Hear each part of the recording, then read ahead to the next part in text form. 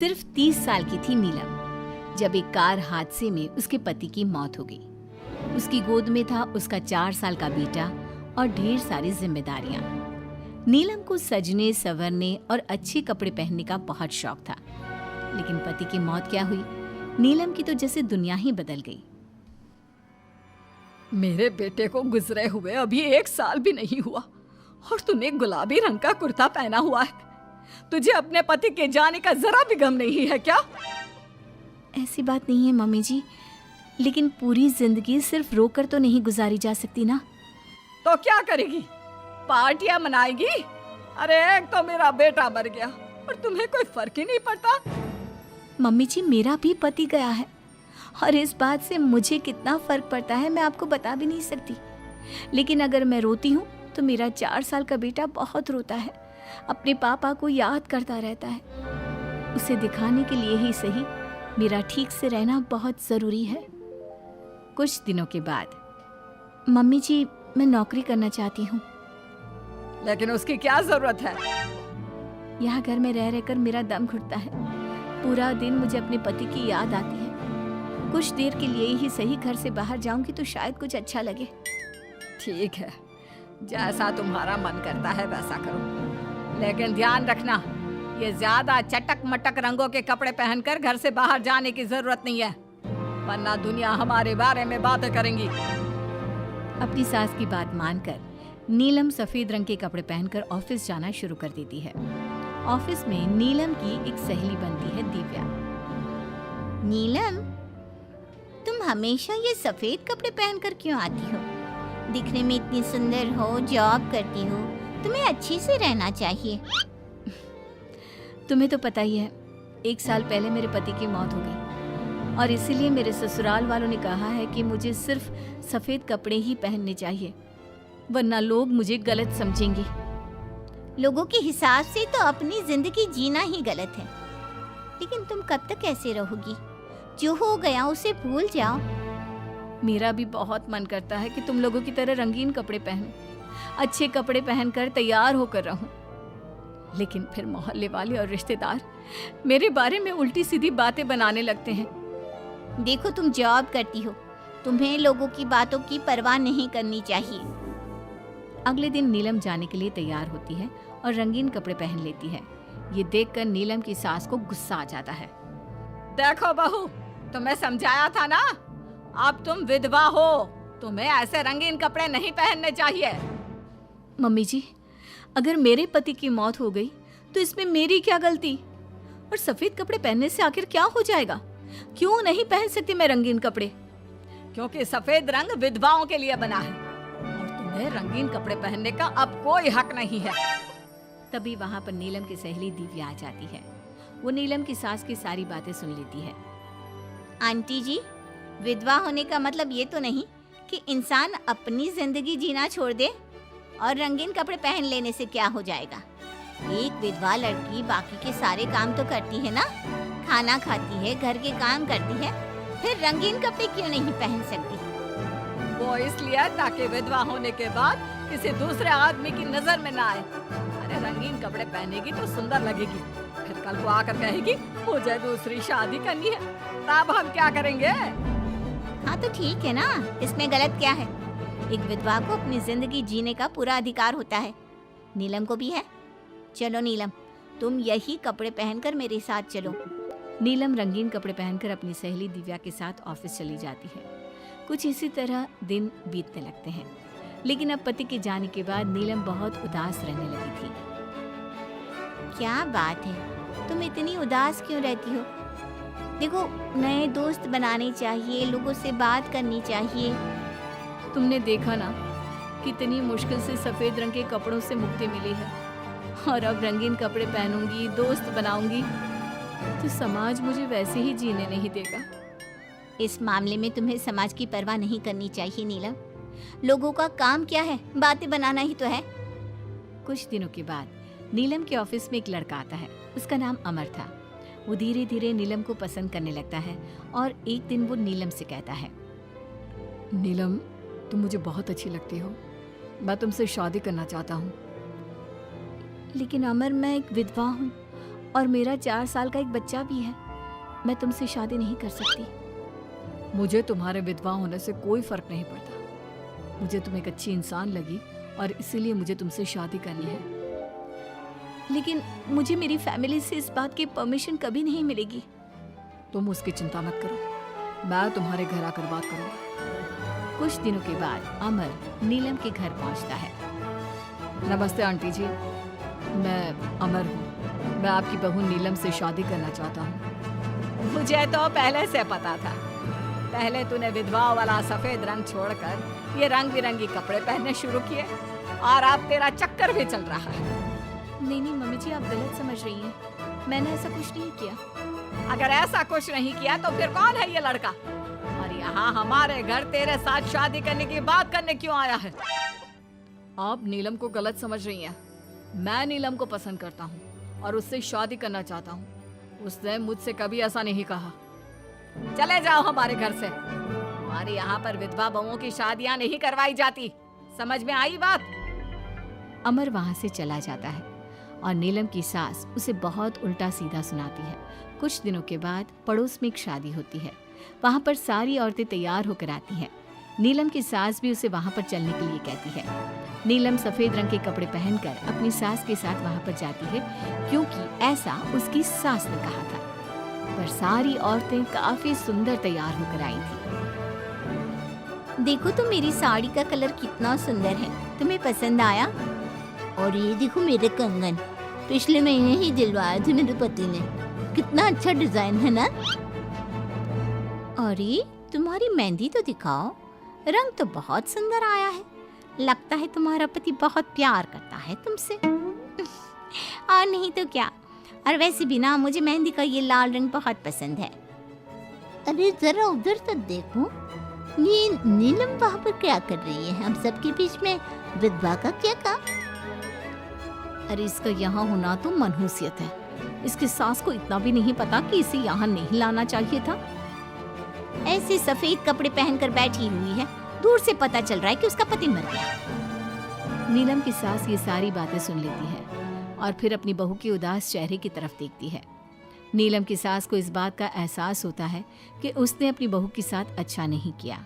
घर आने के बाद, नीलम, जरा मेरे पास आना बेटा।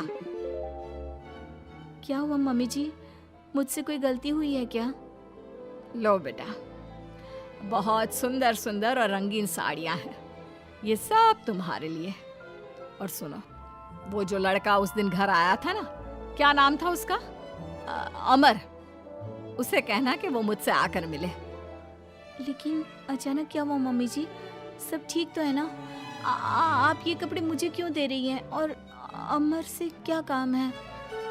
बेटा, मेरे बेटे की मौत के बाद भी तुम मेरा इतना ख्याल रखती हो, नौकरी करती हो, पैसे कमाती हो। आज जब उस शादी में मैंने दूसरे लोगों की बातें सुनी, तब मुझे इस बात का एहसास हुआ कि विधवा होने के बाद भी तुम्हें जीने का अधिकार है। मम्मी जी, मैं कुछ समझी नहीं। देखो बेटा, जो चला गया वो चला गया, लेकिन आज के बाद तुम रंगीन कपड़े पहनोगी, खुश होकर रहोगी। और हाँ, मैं खुद तुम्हारी शादी अमर के साथ करवाऊंगी। लेकिन मम्मी जी, आप ये सब क्यों कर रही हैं? मैं तो आपके कहने पर सफेद कपड़े पहनकर शादी में गई थी। वही तो बेटा, मुझे अच्छा नहीं लगा। और ऐसा तो किसी किताब में नहीं लिखा कि विधवा होने के बाद एक लड़की को सिर्फ सफेद कपड़े पहनने चाहिए। अगर तुम ससुराल में रहकर अपनी जिम्मेदारी उठा सकती हो, तो फिर अपनी जिंदगी में सारी खुशियों पर भी तुम्हारा अधिकार है। नाचने वाली से शादी। दिनेश एक बार अपने दोस्त अमर की शादी में उसके गांव गया। दिनेश और उसके दोस्त शादी में जमकर मजे कर रहे थे। अमर की शादी में एक नाचने वाली लड़की भी आई थी, जिसका नाम था अमृता। उसका नाच देखकर वो लड़की दिनेश को बहुत पसंद आ जाती है। जब वो लड़की शादी में डांस करके वहां से जाने लगती है, तो दिनेश उसके पास जाता है। देखो, तुम मुझे बहुत पसंद हो, तुम बहुत अच्छा डांस करती हो। जी शुक्रिया, डांस की बात तो सही है, लेकिन आप मुझे पसंद करते हैं, ये बात समझ में नहीं आई। इसमें समझना कैसा? मैं तुमसे शादी करना चाहता हूँ। हाँ, आपको पता नहीं क्या, मैं नाचने वाली हूँ और हम जैसी लड़कियों से कोई शादी नहीं करता। बहुत लड़के आते हैं तुम्हारी तरह बातें बनाने वाले, शादी के प्रपोजल्स लेकर लेकिन शादी कोई नहीं करता। कौन करेगा मुझसे शादी? मैं सच कह रहा हूँ, मैं सच में तुम्हें बहुत पसंद करता हूँ और तुमसे शादी करना चाहता हूँ। मुझे तुम्हारी बात पर बिल्कुल भरोसा नहीं। अगर तुम सच में मुझसे शादी करना चाहते हो तो अपने माँ बाप को साथ में लेकर आना। मैं तुम्हें यहीं इसी गांव में मिलूंगी, ये मेरा पता है। शादी होने के बाद दिनेश अपने घर लौट आता है। अपनी माँ के पास जाकर कहता है, माँ, मैं अमृता नाम की एक लड़की को बहुत पसंद करता हूँ, उससे शादी करना चाहता हूँ। अरे बेटा, लेकिन ये अमृता है कौन? किसकी बेटी है? कैसा घर बार है, कुछ बताओ भी। बस सीधे आकर शादी की बात कर रहे हो। वो क्या है ना, वो लड़की एक नाचने वाली लड़की है।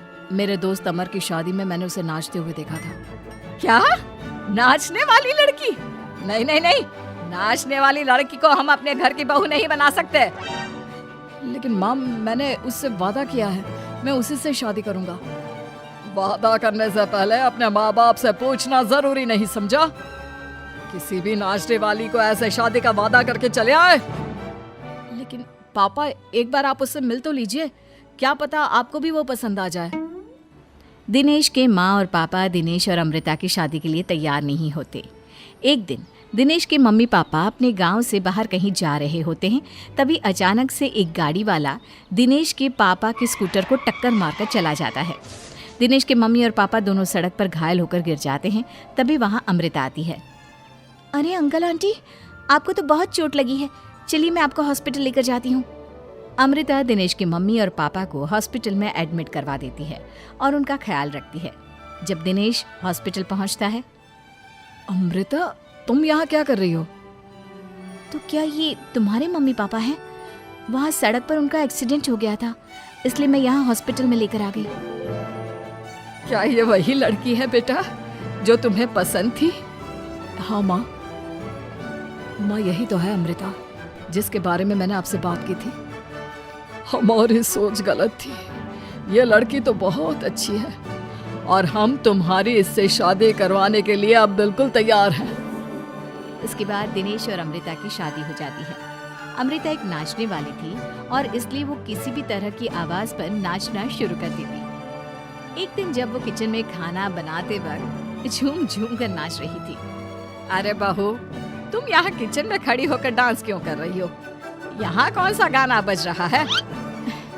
मम्मी जी, वो कुकर की सीटी का म्यूजिक है ना, बस उसी पर डांस कर रही थी। आप भी सुनिए ना, कितना अच्छा म्यूजिक है। अरे अब कुकर की सीटी पर कौन डांस करता है? अजीब नाचने वाली बहू मिली है। माना दिल की अच्छी है, लेकिन कुकर की सीटी पर भी नाचती है। भगवान भला करे। कुछ दिनों बाद दिनेश के पड़ोस वाले घर में कंस्ट्रक्शन का काम चल रहा था और सारा दिन मजदूरों के हथौड़े चलाने की आवाज आती रहती। उस आवाज की वजह से अमृता घर का सारा काम छोड़कर डांस करती रहती। ये देखकर दिनेश के पापा कहते हैं, बेटा, तुम नाचने वाली बहू तो ले आए, लेकिन ये तो हथौड़ों की आवाज पर भी डांस करती है। और बेटा, अपने घर का काम बिल्कुल छोड़ दिया है। सारा दिन बस मजदूरों के औजारों की आवाज पर डांस करती रहती है। कल मैंने एक गिलास पानी मांगा था तो मुझसे कहती है, पापा बाद में देती हूँ, अभी तो डांस कर रही हूँ मैं, डिस्टर्ब मत करो। माँ पापा, आपकी बात सही है। अमृता के ऊपर तो डांस करने का नशा कुछ ज्यादा ही सवार हो गया है। लगता है इसके पुराने काम का भूत इसके सिर में फिर से घुस गया है। अरे लेकिन बेटा, हम क्या करें? अब ये पूरा दिन इसी तरह नाचती रहेगी तो कुछ अजीब नहीं लगेगा? एक दिन दिनेश और उसका परिवार जंगल में पिकनिक मनाने जाने का प्लान करता है। दिनेश, उसकी पत्नी अमृता और माँ बाप चारों मिलकर जंगल में पिकनिक मनाने पहुंच जाते हैं। लेकिन तभी वहां पर जंगल के लोग उन्हें घेर लेते हैं। अरे क्या मुसीबत है ये? कौन है ये लोग? ये तो हमें जिंदा जलाकर खा जाएंगे। अब हमें कौन बचाएगा? सही कहती हूँ माँ, ये तो जंगली लोग हैं, ये हमें जिंदा नहीं छोड़ने वाले। अरे डरने से बेहतर होगा कि हम अपने आप को बचाने का कोई उपाय सोचें। तुम्हारा क्या है, तुम तो नाचने लग जाओगी। तुम्हारा दिमाग भी काम करता है और तुम्हारे तो पैर भी काम करते हैं। अरे माँ, ये लड़ने का वक्त नहीं है, हमें कुछ सोचना पड़ेगा। अब सोचने से कुछ नहीं होने वाला, ये जंगल के लोग हमें पका कर खा जाएंगे। वो जंगली लोग दिनेश और उसके परिवार के हाथ पैर बांधकर उन्हें मारने की तैयारी करने लगते हैं, लेकिन उससे पहले वो आग जलाकर जोर शोर से नाचते हैं। उन्हें नाचता देखकर अमृता के अंदर की नर्तकी भी बाहर आ जाती है और वो पेड़ से बंधे बंधे ही जोर जोर से अपने पैरों से ठुमके लगाने लगती है। तभी एक जंगली बोल पड़ता है, लड़की, तुम यहाँ पेड़ से बंधे बंधे क्यों नाच रही हो? क्योंकि मुझे तुम जंगलियों से ज्यादा अच्छा डांस करना आता है। अरे जाओ जाओ, हम जितनी तेज डांस करते हैं उतना तो तुम कर ही नहीं सकती। लगा लो शर्त। अच्छा ठीक है, लगी शर्त। अगर तुमने हमसे ज्यादा अच्छा और तेज डांस किया तो हम तुम्हारे परिवार को जिंदा छोड़ देंगे। और अगर तुम हार गई तो हम तुम सबको जिंदा जलाकर खा जाएंगे। अच्छा ठीक है, मुझे तुम्हारी शर्त मंजूर है। अब बजाओ तुम्हारा जंगली ढोल, देखते हैं कौन कितना डांस करता है। वो जंगली लोग जोर जोर से ढोल बजाकर नाचना शुरू कर देते हैं। दिनेश और उसका परिवार उनके नाच की स्पीड देखकर दंग रह जाता है। अमृता भी उनके साथ बराबर से नाचने की कोशिश कर रही थी। धीरे धीरे अमृता ने अपने डांस की स्पीड को कम कर दिया। क्या हुआ, हवा निकल गई तुम्हारी? बढ़िया है हमसे जीतने वाली। बस 1 मिनट रुक जाओ, तुमको तो मैं अभी बताती हूँ। अब तक अमृता धीरे धीरे नाच रही थी ताकि वो सारे जंगली थक जाए और अमृता बाद में जोर जोर से डांस करके उन्हें हरा दे। और ऐसा ही हुआ। अमृता ने अब तेज स्पीड से नाचना शुरू कर दिया। सारे जंगली अब तक थक चुके थे। देखा, अब पता चला कौन ज्यादा अच्छा और तेज नाच सकता है। हाँ हाँ, तुम ही हमसे ज्यादा अच्छा और तेज डांस करती हो। हमने मान लिया, बहुत थक गए, बस भी करो।